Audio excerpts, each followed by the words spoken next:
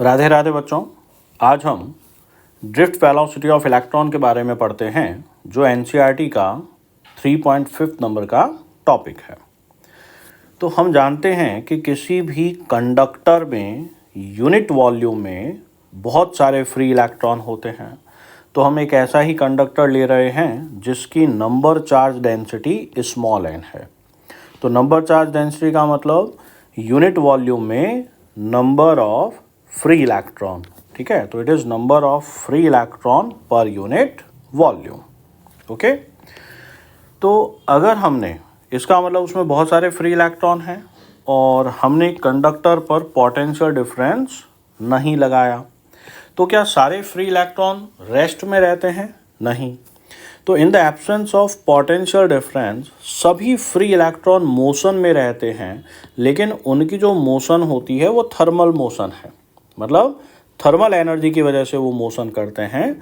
और उनके मोशन का तरीका ऐसा होता है कि किसी क्रॉस सेक्शन से राइट से लेफ़्ट और लेफ़्ट से राइट, जितने इलेक्ट्रॉन राइट से लेफ़्ट गए उतने ही लेफ़्ट से राइट आ गए। Total charge crossing any cross section in given time is 0।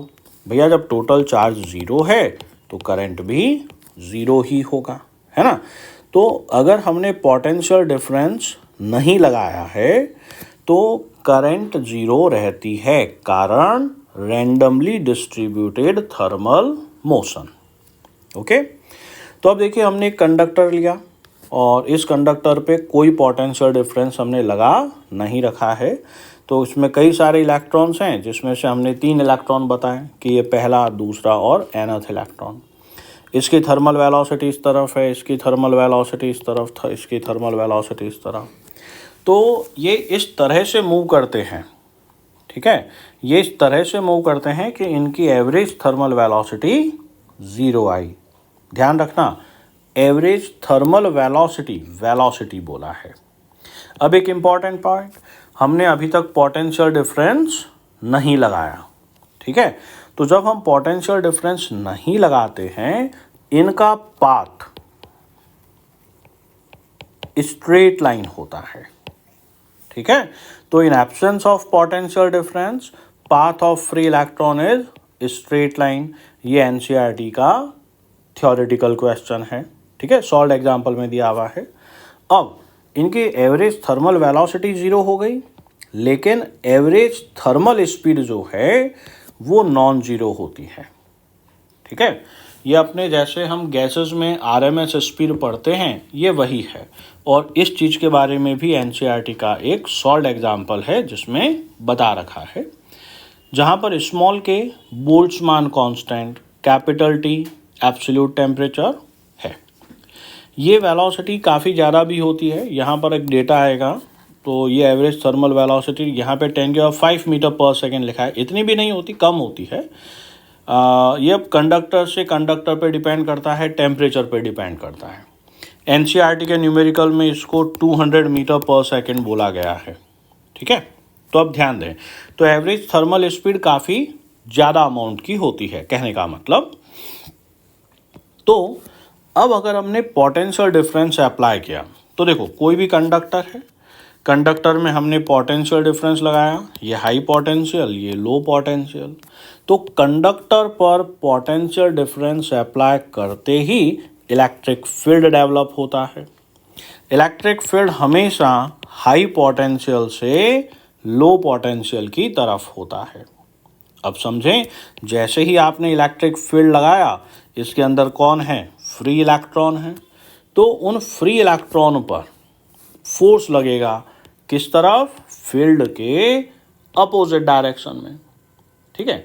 अच्छा, ऐसा नहीं है कि इस कंडक्टर में पॉजिटिव चार्ज नहीं है, बिल्कुल है भाई। न्यूक्लियस कहाँ जाएगा? पॉजिटिव है ना। लेकिन हम उस न्यूक्लियस पे फोर्स नहीं देख रहे, कारण भैया न्यूक्लियस मोशन तो करेगा नहीं, तो वो तो स्टेबल है अपनी जगह पर, फोर्स लगेगा नो डाउट।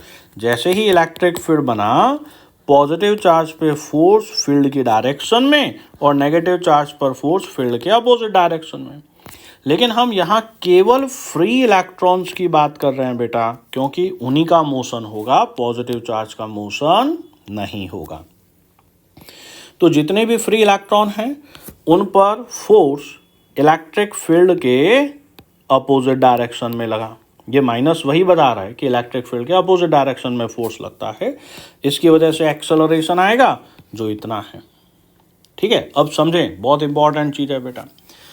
तो इस इलेक्ट्रॉन पे इस तरफ फोर्स लगा, एक्सेलरेशन आया, इस पर इस तरफ, इस पर इस तरफ। तो जब ये इस तरफ एक्सेलरेशन है तो इलेक्ट्रिक फील्ड की वजह से हमें वेलोसिटी भी मिलेगी। देखो, तो ये है velocity acquired by electron due to electric field. Got it? तो अब अपने पास में हर इलेक्ट्रॉन पे कितनी वेलोसिटी हो गई बेटा? एक थर्मल वेलोसिटी है और एक इलेक्ट्रिक फील्ड की वजह से वेलोसिटी है।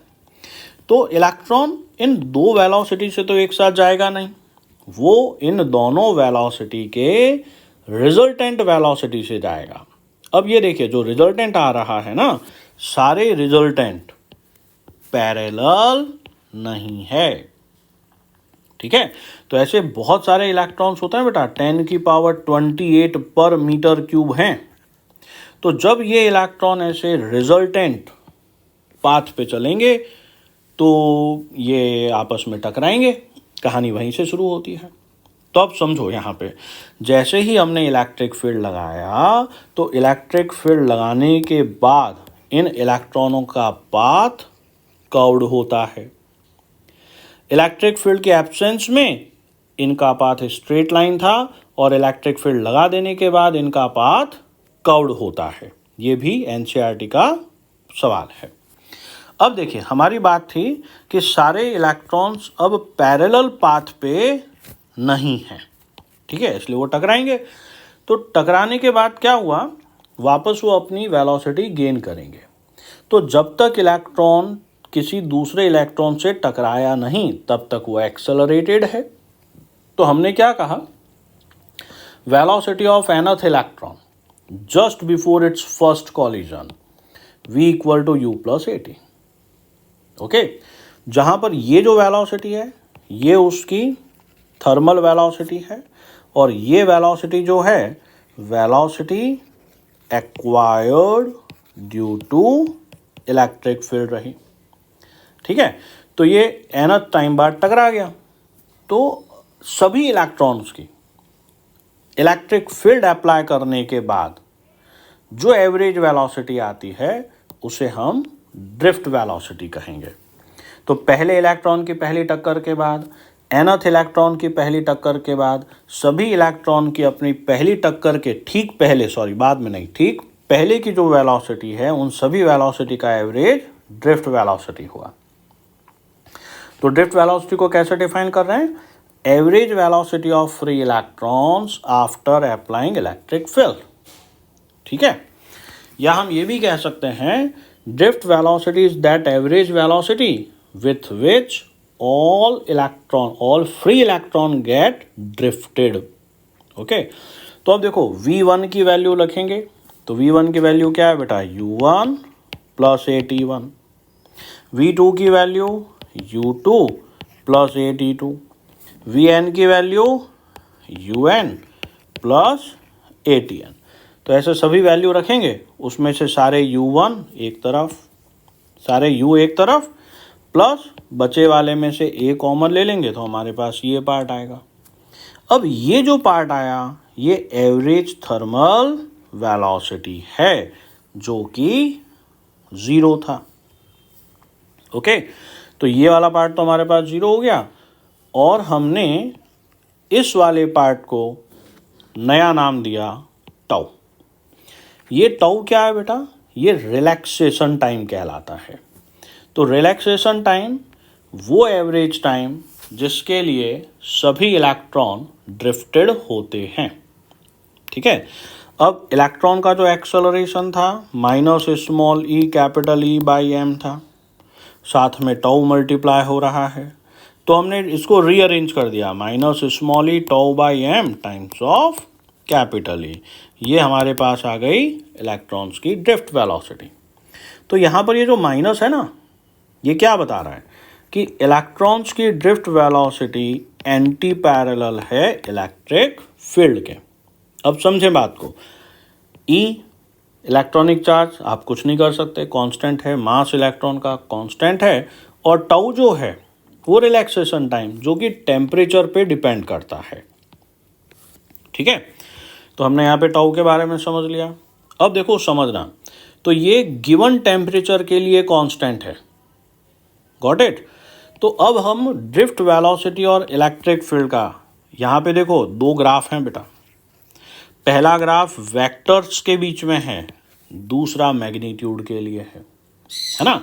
तो हम ड्रिफ्ट वेलोसिटी और इलेक्ट्रिक फील्ड के लिए ग्राफ बनाएंगे तो इसको y equal to m x plus c से कंपेयर करें, c 0 है मतलब ग्राफ ओरिजिन से जाएगा, m यहाँ पर नेगेटिव है, इसका मतलब स्लोप नेगेटिव होगा।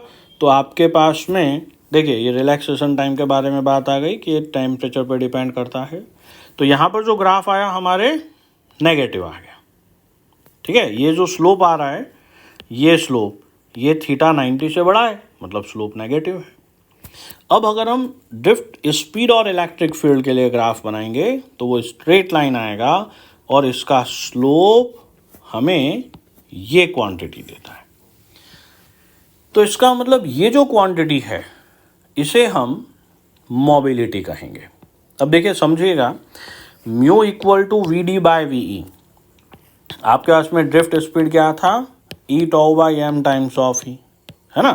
तो यहाँ पर जो ड्रिफ्ट स्पीड आया वो e tau by small m times of capital E है। अब मेरी बात सुनना ध्यान से, ये रेशियो केवल मैग्नीट्यूड में है, वेक्टर में आप ये रेशियो डिफाइन नहीं कर सकते क्योंकि वेक्टर में डिवीजन होता नहीं है, ठीक है। तो अगर हम इसको vector V D by vector E लिखेंगे ना भैया तो ये बहुत अनर्थ हो जाएगा, इसको ऐसा नहीं लिखना है, ध्यान रहे। तो mu equal to v d by e हो गया, तो ये क्या है, drift velocity per unit electric field जो ई टाउ बाई एम है, इसको हमने नया नाम दिया मोबिलिटी।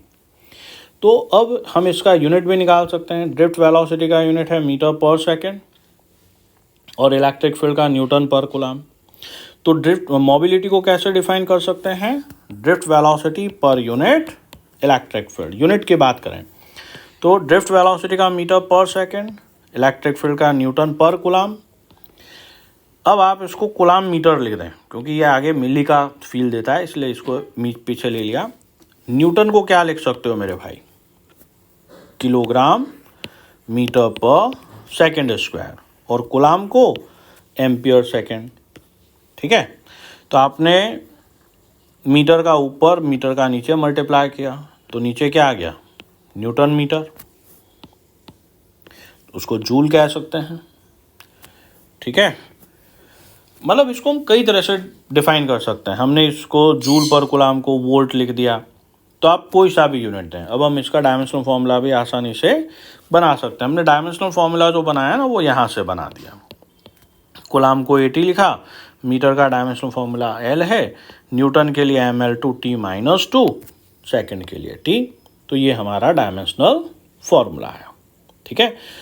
तो इसके अगली क्लास में हम ओम्स लॉ का माइक्रोस्कोपिक फॉर्म करेंगे और उसके अगले वीडियो में हम इसके न्यूमेरिकल्स करेंगे। राधे राधे बच्चे।